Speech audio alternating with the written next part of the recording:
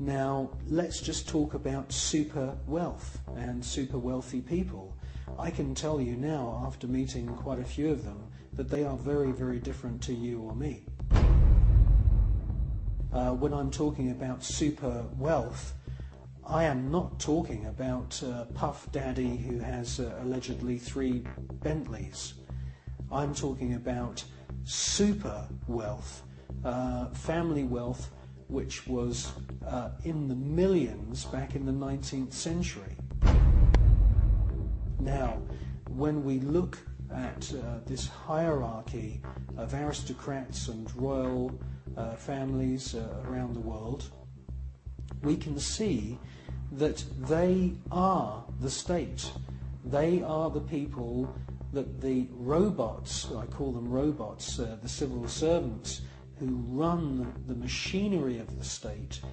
It is the civil servants who swear allegiance to this elite. When you join the British Civil Service, you do not swear an oath to serve the British people. You swear an oath to serve the monarch. It's the same when you become a spy.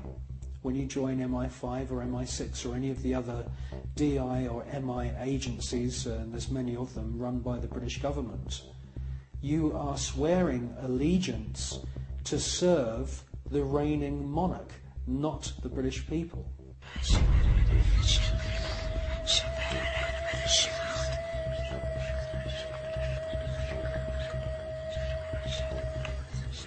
While the American people sing the Star-Spangled Banner, the most powerful people in the USA and Europe salute the ancient symbol of the Brotherhood of Death.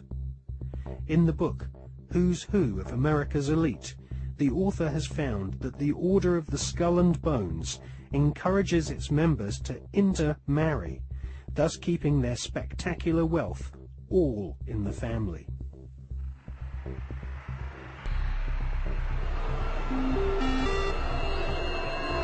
Good evening. Today, our fellow citizens, our way of life, our very freedom came under attack.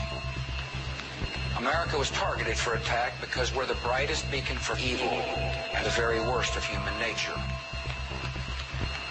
I've directed the full resources of our intelligence and law enforcement communities to find those who want peace and security in the world and to bring them to justice. We will make no distinction between the terrorists who committed these acts and the victims of the American economy. Our military is evil, and it's prepared. Our country is evil, deliberate and deadly evil. All that is evil, comforted by evil, and no one will keep that evil from shining. And on behalf of the American power greater than any of us, I thank the many world leaders who have called to offer their financial institutions and assistance. America and our terrorist friends and allies join with all those who want despicable chaos and terrible evil. And we stand together to win the war against all that is good and just. None of us will ever find those responsible. Thank you. Good night. And God. Alive! It's alive! Now they will know why they are afraid of the dark. Now they will learn why they fear the night. There is nothing wrong with your television set. Do not attempt to adjust the picture. We are controlling transmission. I want counterculture. I want anti-establishment. This is mass madness, you maniacs! Quiet, numbskulls, I'm broadcasting. I believe America is ready for a new beginning. The new Prime Minister of India is... no.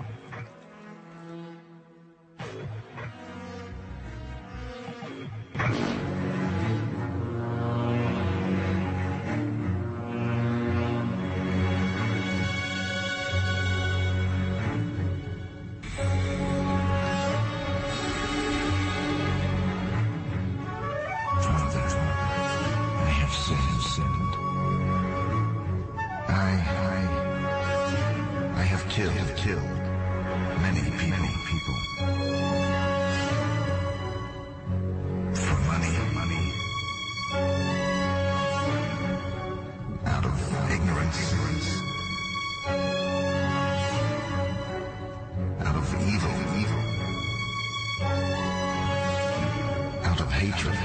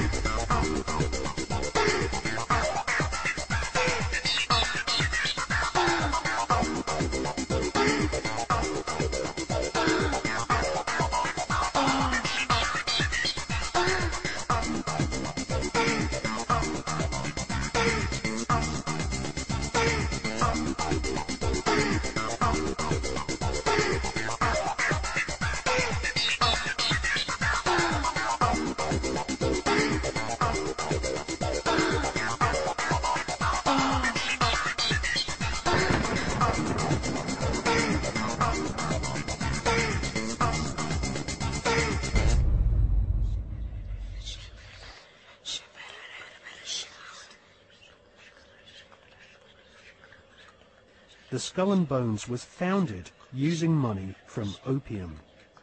Retired Colonel Beau Gritz is a 33rd degree Freemason who interviewed Viet Cong soldiers after the Vietnam War, who told him that George Bush Sr. and Richard Armitage were at the head of an opium trading gang during the Vietnam War. Afghanistan is the world's largest supplier of opium, and since the US invasion in 2002, the growing of opium poppies has reached staggering proportions, with money from the British government being used by opium farmers to plant gigantic fields of poppies. The BBC confirmed in April 2004 that since the invasion and occupation of Afghanistan by British and American forces, poppy production has reached an all-time high. Bonesmen have never had such an ideal opportunity to follow in the footsteps of their forebears and start smuggling opium. The American and British war machines are commanded by men who have all sworn allegiance to the blood-curdling murderous demon gods of the Illuminati. They are sacrificing the lives of your sons and daughters on the altar of the all-seeing eye.